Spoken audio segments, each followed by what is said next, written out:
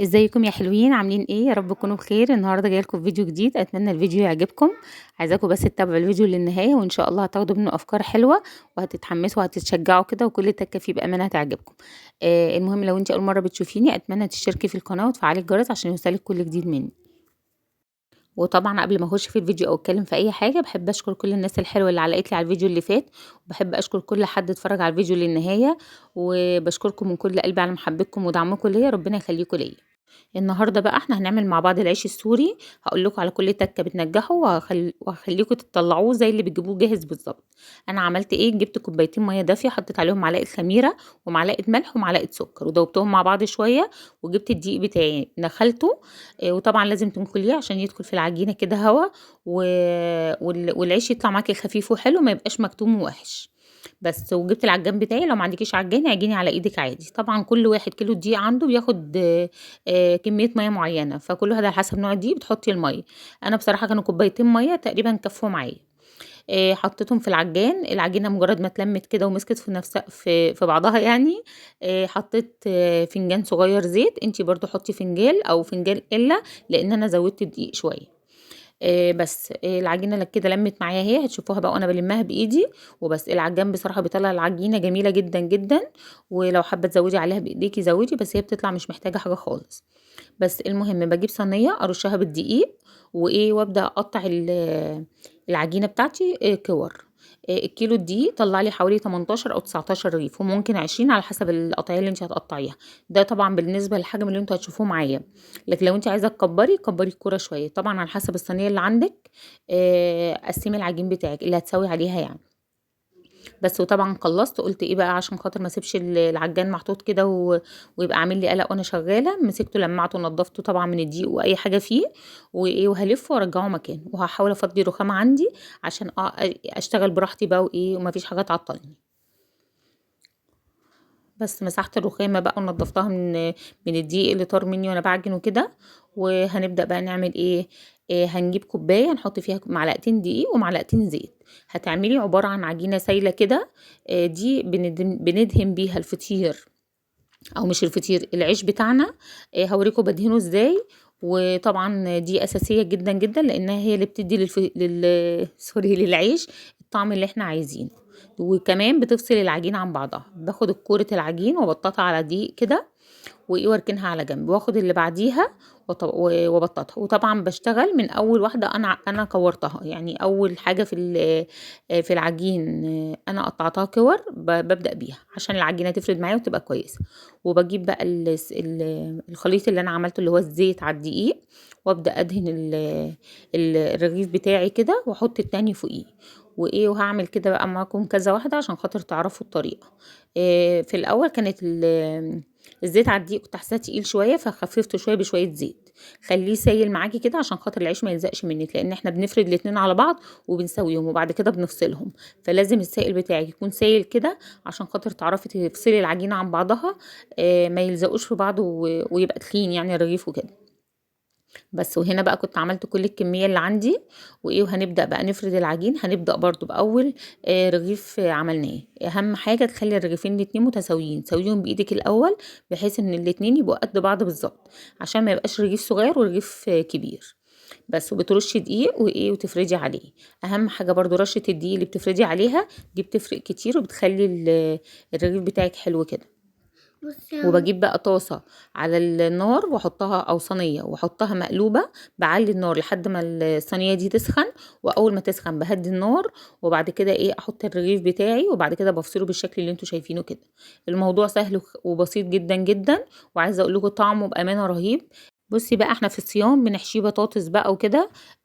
طبعا بطاطس، وبعمل تومية صيامي. هنزلها لكم برضو في فيديو. وممكن تعملي مايونيز صيامي، ممكن تحطي خيار مخلل وكاتشب طبعا، وتلفي الرغيف بتاعك، بيبقى زيه زي اللي بتجيبيه من بره بالظبط. احنا الموضوع اتكلف معانا، يعني العيش دوت هو كيلو دقيق او كيلو ونص دقيق انا عملته. الكيلو ب 17 جنيه او 18 جنيه، انا عملت كيلو ونص، يعني الموضوع ما بتهيألي ما جابش ال 35 جنيه. بس انت بقى شوفي لو هتشتري ال10 رغيفه من بره بتشتريهم بكام دلوقتي. طبعًا هو بيبقى أكبر شوية، بس ده برضه حلو بالنسبة للطفل، لمّا بيمسك رغيف بالحجم ده بيخلّصه كلّه وبيشبع وبيبقى زي الفل. وبالنسبة للكبير لو جعان أوي بياكل الاتنين وممكن ياكل 3. فطبعا كل واحد على حسب مقدرته في الاكل طبعا. بس فانا بقول لك احنا في الصيام بنعمله ببطاطس وكاتشب وكده. في الفطار بقى تقدري تعمليه بشاورما لحمه، بشاورما فراخ، اعمليه باي حاجه، فاهيتا، اعملي اي حاجه او وحشي هيتحشي معاكي وهيتلف ويبقى جميل جدا. اهم حاجه اما تيجي تحطيه بقى في الفريزر، تمسكيه كده تحطيه مفرود، وتحطيه على يعني على سطح ما يكونش فيه تحتيه حاجه او فوقيه حاجه، يبقى متعوج. يا اما تطبقي مثلا انتوا مثلا 5 افراد، لما تيجوا تاكلوا هتاكلوا مثلا 10 ترغيفه، تطبقي كل 10 ترغيفه مثلث كده، وتحطيهم في كيس وتحطيهم في التلاجة، وقت ما تحتاجيهم بتطلعيهم. بس انا عملتهم بصراحه وشلتهم في الفريزر. ده بقى كنت بعمل الغدا بتاعنا بقى النهارده، قلت هعمل تورلي. بصوا بقى الخضار ده عندي في التلاجة بقاله اسبوعين واكتر، بس عايزه اقول لكم الحاجه في التلاجة بامانه بتعيش فتره طويله جدا، طول ما انت لفاها بستريتش او لفاها حتى في كيس بلاستيك وربطاها ممكن تعيش معاكي فتره كبيره جدا. بس فعملت ايه بقى، جبت بصله خرطتها بالشكل اللي انتوا شايفينه ده. عايزه تضربيها في الكبه اضربيها، عايزه تبشريها براحتك. انا بحبها ايه خرط وكده، وقلت بقى بدل ما اشغل عليها الكبه، الموضوع مش مستاهل اخرطها على ايدي وكده. حطيت بقى التوابل بتاعتي، فلفل اسمر وشويه كمون ومعلقه بهارات وشويه بابريكا وشويه ملح وفلفل وخلاص كده. واهم حاجه تدعكي ايه البصل بقى مع التوابل كويس جدا، وفص توم صغير برضو بيديها طعم جميل جدا، ومكعب مرقه خضار مسكته بشرته. بس اهم حاجه بقى الايه البصله بقى تدبل خالص في وسط التوابل دي عشان تديكي طعم حلو، وما تحسيش ان البصله بتقرش كده، لا مش هتحسي بطعمها خالص في صينيه الخضار بصراحه. بس هدعكهم بايدي بقى بالشكل اللي انتوا شايفينه ده، وايه وهقطع عليهم الخضار بتاعي حلقات بقى كده. والبطاطس هقطعها مكعبات، الجزر مكعبات، وهتشوفوا هقطع القرنبيط حتت صغيره كده. وهنعمل حوالي نص شفشق عصير طماطم. بصوا بقى انا بعد ما عملتها قلبتها كلها في قلب الخضار مع البصل مع كل حاجه بالمنظر اللي انتوا شايفينه ده. وعملت حوالي نص شفشق عصير طماطم وهحط عليهم. وهتحطي حوالي معلقتين زيت وتحطيها على النار وبس. مجرد ما تستوي معاكي هتدخليها الفرن تاخد لون كده وبس. اكله بسيطه خالص وجميله، ممكن طبعا تتاكل كده بالمعلقه لو انت عامله دايت ما تحطيش فيها زيت خالص. وممكن تحطي بقى جنبها تعملي رز بشعريه، رز حبه وحبه، اي حاجه. انا عملت بقى وخلصت لاني كان ورايا حاجات تانية فبوريها لكم هي على النار اهي. خلصتها بقى على البوتاجاز ودخلتها الفرن، خدت اللون بالشكل دوت وايه، وركنتها بقى لان بصراحه الغدا كان متاخر شويه، فسبتها بقى. وحتى لما جيت غرفت كده وعملت رز جنبها نسيت اصور لكم اللقطه دي، معلش بقى اسفه. بس ده الشكل النهائي للاكل. هنا بقى الدرج دوت عندي كان متلخبط خالص، ومعظم المعالق والشوك والحاجات دي كانت محطوطه الشبكه بتاعه الغساله وكده، وكانت عايزه تترص. فقلت بالمره بقى اتشجع معاكم واطلعها كده واغسلها كويس وارصها بقى، ارص المعالق على نظافه كده وانضف الدرج بتاعي. بصوا احنا بنعمل حاجات خفيفه كده، طبعا كل الحاجات دي هنعيد عليها تاني قبل العيد ان شاء الله. بس ايه الحاجه تبقى منظمه كده ونضيفه تسهل عليا، يعني لما اجي مثلا انضف في العيد ممكن المنظم دوت يبقى نضيف مش محتاج يتغسل. هيتلمع بقماشه كده فيها شويه كلوركس الوان ولا اي حاجه وتتحط. يعني هنخفف على نفسنا الشغل. بس هي حاجات بسيطه، وطبعا الحاجات دي بتتنحكش كل يوم ومهما تعملي بتبوظ تاني. بس لازم ايدك تبقى فيها، تفتحي الدرج كده تلاقي حاجتك واضحه ومنظمه قدامك، تجيبي اللي انت عايزاه احسن ما الدنيا تبقى متدربكه قصادك وما تلاقيش الحاجه اللي انت عايزاها. بس الدرج لما بيبقى منظم كده بيريح اعصابك وتجيبي اللي انت عايزاه منه بسهوله. بس خلصت، كان عندي بقى المنظمات كلها فضيت، وكان عندي مكرونه بصراحه اكياس، فقلت اطلع بقى واعبي المنظمات معاكم برضو واوريكم المكرونه اللي انا جبتها اخر مره دي، كانت اسمها كايرو. هي مكرونه حلوه جدا، انا جربتها جميله، بس هي ايه عايزه تنزليها من على البوتاجاز تكون ناقصه سوا شويه، لان هي بتطرى مع الشطف المكرونه وكده تحت الميه. بس مسكت المنظمات بتاعتي نضفتها كده ولمعتها، كانت نظيفه بصراحه، بس مكان ايدي كده كنت حاسه ان في تبصيم، لان دايما الواحد لما بيجي يعمل حاجه في المطبخ دايما بيبقى مستعجل ومتصربع وكده فبتبقى ساعات ايديك مش نظيفه وتمسكي الحاجه. بس انا هنا كنت بوريكم المكرونه اسمها كايرو، الكيس ده كيلو.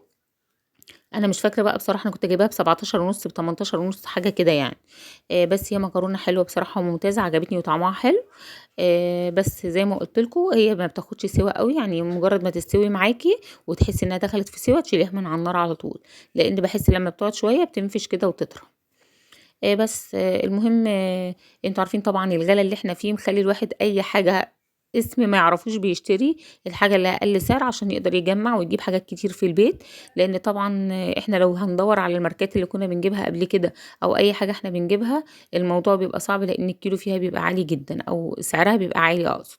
مكرونة الملكة سعرها تقريبا الكيلو 25 جنيه، فدي مثلا حتى لو ب18 ونص ففي فرق حوالي 6 جنيه ونص تقدري تجيبي بيهم تكملي وتجيبي نص كيلو من دي.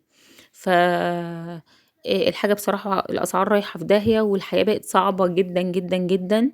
وانا مش عارفة هي الدنيا موديانا على فين، بس الواحد دايما بيشكر ربنا ويقول الحمد لله احنا احسن من غيرنا. في غيرنا مش لاقيين خالص. فربنا يعين كل واحد على اللي هو فيه يا رب، وعلى عيشته وعلى حياته يا رب. بس خلصت بقى المنظمات ومليتها ورصيت الحاجة مكانها. وبدأت بقى ايه انضف البوتاجاز بتاعي كده، كان عليه بواقي اكل، قلت برضو ايه انضفه معاكم اشجعك كده واحمسك عشان ما تفضليش قاعده كسلانه كده وتقولي مش مشكله النهارده لا بكره مش عارفه ايه. لا البوتاجاز بعد كل اكله قومي نضفيه يفضل بيلمع معاكي ونضيف. اي نعم بوتاجاز مش نظيف قوي يعني بس هو الى حد ما هو شغال. البوتاجاز ده بقاله 15 سنه شغال بصراحه ما قالش لا خالص. ف فبرضه ليه لان انا ايدي فيه على طول. بس خلصت بقى المطبخ وشطبت الغدا وعملت كل اللي ورايا. بصراحه اوضه النوم عندي كنت شايله الملايه وقلت ايه اسيب الاوضه تتهوى شويه وبعد ما اخلص خالص افرش الملايه بتاعتي بقى على نظافه وكده. بس فرشت الملايه وهحط بقى المخدات بتاعتي وهمسك بقى نلمع ايه اي حاجه فيها تراب وكده، احنا بقالنا فتره ما عملناش مع بعض. قلت اشجعك بقى واحمسك كده ونعمل روتين حلو في اوضه النوم.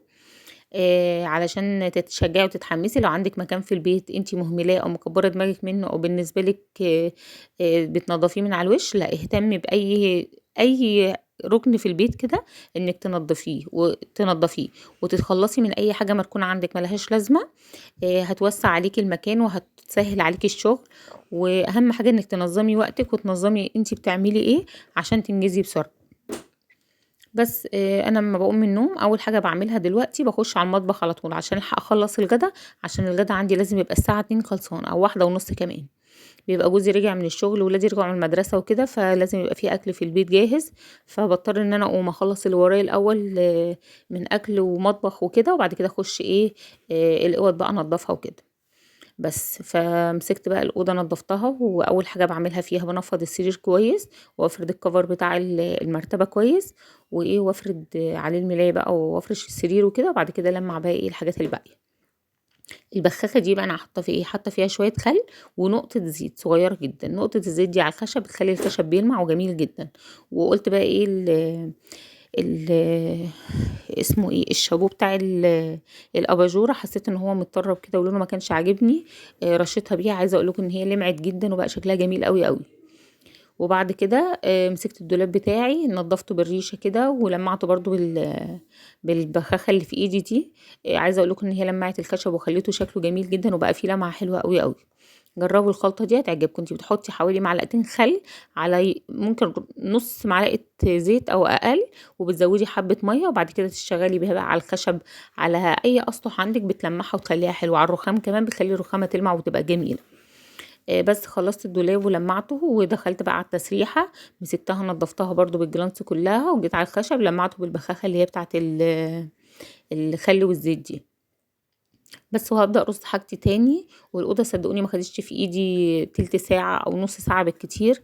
لمعت كل حته فيها ونضفتها ومسحتها وفرشتها وخلصت منها. وكان عندي بقى اوضه الاطفال انا كنت فرشاها برضو ومنضفاها بس ما رضيتش اصورها معاكم بقى لان احنا صورناها كذا مره. فقلت ايه خلينا بقى في مكان تاني كده في الشقه تاخدوا باور كده وتتحمسوا وتتشجعوا وتقوموا بقى ايه اي مكان عندكم حاسين ان هو محتاج يتنضف تنضفيه. بس ومسكت التلاجة كمان لمعتها كده بالجلانس بصراحة بيخليها بتلمع وتبقى جميلة جدا. وعايزة اقول لكم بأمانة التلاجة دي روعة. اي حد بيفكر يجيبها وهو مطمن بجد. هي تلاجة ممتازة بتشيل كتير جدا جدا بتحافظ على الاكل بالاسبوعين والتلاتة. صدقوني انا بنزل السوق كل اسبوعين 3 مرة. الحاجة اللي بجيبها بلفها في كيس او بلفها بستريتش واحطها في التلاجة بتقعد معايا. يعني انا عايزة اقول لكم ان انا ممكن اقعد اسبوعين ما اجيبش اي حاجة خالص من بره واجي في الاسبوع التالت بقى الحاجات اللي بتنقص اجيبها. مثلا طماطم قلت اجيب اي خضار عندي قل بجيب بزود وعلى ما اخلص الاسبوع التالت في الاسبوع الرابع من الشهر بنزل اجيب خضار تاني. بس فهي بصراحة جميلة جدا، شالت كل احتياجاتي وطولت في عمر الخضار عندي بصراحة. وتلاجة ممتازة جدا جدا، والفريزر بتاعها كمان واسع. عايزة اقولك ان انا ملياه، غير الديب فريزر كمان. انا عايزة اقولك ان هو شايل قد الديب فريزر اللي هو كذا درج، يعني الدرج بتاع التلاجة كبير جدا وبيشيل بصراحة. فدي كانت تجربتي مع التلاجة، وكنت حابة اقول لكم انها فعلا جميلة، واللي بيفكر فيها هيجيبها من غير تفكير. بس اهم حاجة يكون عندك مكان تحطيها فيه، لان هي حجمها كبير وعايزة مساحة واسعة. انا جبتها واتخدعت في المطبخ عندي بصراحة، وقلت ايه ان انا لما اجيبها مكانها موجود. جيت احطها لقيتها قفلت المطبخ عندي خالص، فاضطريت احطها في اوضة النوم بقى. هي ضايقت الدنيا شوية عندي في اوضة النوم، بس برضو هي ما عملتليش ازمة كبيرة يعني. بس شغالة. بس انا بقى ايه ان شاء الله لما انقل في مكان تاني يكون الدنيا اوسع شوية ويبقى ليها مكان في المطبخ. بس وهنا بقى كده خلصت خالص الأوضة، وشايفين بقى الراحة النفسية للنظافة، قد ايه المكان النظيف فعلا بيريح الأعصاب. عايزة اقول لكم المشاية اللي في الأرض الطويلة اللي أنا فرشتها البني دي أنا جايباها من بيم، كان تمنها حوالي 85 جنيه. جبت واحدة في الحمام، وجبت دي كمان كنت جايباها غيار بصراحة احطها في الحمام. بس لما لقيت بقى المشايات دي متطربة ومتبهدلة كده، قلت ايه ابدأ بقى اغسل حاجات كده معاكم. إيه عشان لما يخش العيد الحاجات ما تبقاش كتيرة، وبالذات ان انا ما عنديش مكان كبير انشر فيه او احط حاجتي فيها في الشمس يعني. فقلت ايه كل فترة كده نغسل حاجة مع بعض وتنشف براحتها وتاخد وقتها في النشفان، وايه والم الحاجة واشيلها وكده. وبس مسكت المشايتين دول الاتنين غسلتهم، هم تقال فغسلهم برضو بياخد وقت. انا غسلتهم بالمقشه، ووقفت الكاميرا على فكره غسلتهم بالفرشه عشان لو فيهم شعرايه او اي حاجه تطلع منهم. بس وبعد كده مليت البانيو ميه زي ما انتم شايفين كده، شطفتهم ونزلت الميه اللي فيهم، وبعدين غيرت الميه مره واتنين وبس. ومسكت الحمام بقى طبعا، وانا واقفه قلت بالمره الصابون اللي واقع في الارض ده استغله وادعك بيه الحمام انضفه ويبقى. وعندي كانت القعده نضيفه، انا غسلاها الصبح اول ما قمت، هي والحمام والحوض بصراحه. بس خلصت كده ومسحت مكاني، وايه وهشطف بقى المشاية بتاعتي شطفه اخيره وخلاص. بصي ما تخليش وراكي حاجة، واي حاجة عندك محتاجة تتعمل اعمليها، وابدأي ايه مدي ايدك في اي حاجة كده في الشقة سهلة انها تتعمل معاكي، عشان لما يخش عليكي العيد تبقي مخلصة كل اللي وراكي، ما يبقاش وراكي شغل كتير وكده. وطبعا انتوا عارفين لما شغل العيد بيتقل بعد العيد احنا جسمنا بنريح بقى وبنحس بتعب جامد جدا في جسمنا. فالافضل ان انتي قدامك شهر اهوت او شهر ونص. ابدأي بقى ايه واحدة واحدة كده، الحاجات اللي هي هتتعمل ومش هتتوسخ تاني اغسليها نضفيها، واقفلي عليها لفيها وشيليها. يعني اتخلصي من اي حاجة تكون مش هتأثر عليكي في البيت يعني انا بالنسبة لي مشيتين زي دول عندي بديل، فشلتهم هغسلهم وهشيلهم، انا كده كده مش هحتاجهم حتى في العيد، هفرشهم بعد العيد، فاغسلهم واشيلهم نضاف. عندك بطانية مثلا ممكن تغسليها، عندك سجادة مش بتستخدميها او فرشها دلوقتي وبالنسبة لك لو شلتيها مش هتأثر عندك في حاجة، شيليها واغسليها. في حاجات كده يعني ايه لو اتشالت مش هتأثر. بس وانجزي وقتك كده بدري بدري عشان لما يخش عليك العيد ما يبقاش عندك حاجات كتير وشغل كتير. بس انا عندي هنا بقى ايه بعد ما خلصت طبعا كل اللي ورايا، كان عندي ضيوف بالليل. المهم قبل ما انام كده قلت مش هسيب المطبخ عندي متبهدل ولا الكوبايه دي اسيبها. فطبعا كنت مقدمه مشاريب بقى وحاجات كتير وكده، واطباق تسالي لب وحاجات زي كده، فقلت قبل ما انام انضف الحوض بتاعي واخليه بيلمع زي ما انتم شايفين كده. وبس لحد هنا الفيديو بتاعي خلص، هشوفكم على خير، اشوفكم في فيديو جديد، مع السلامه.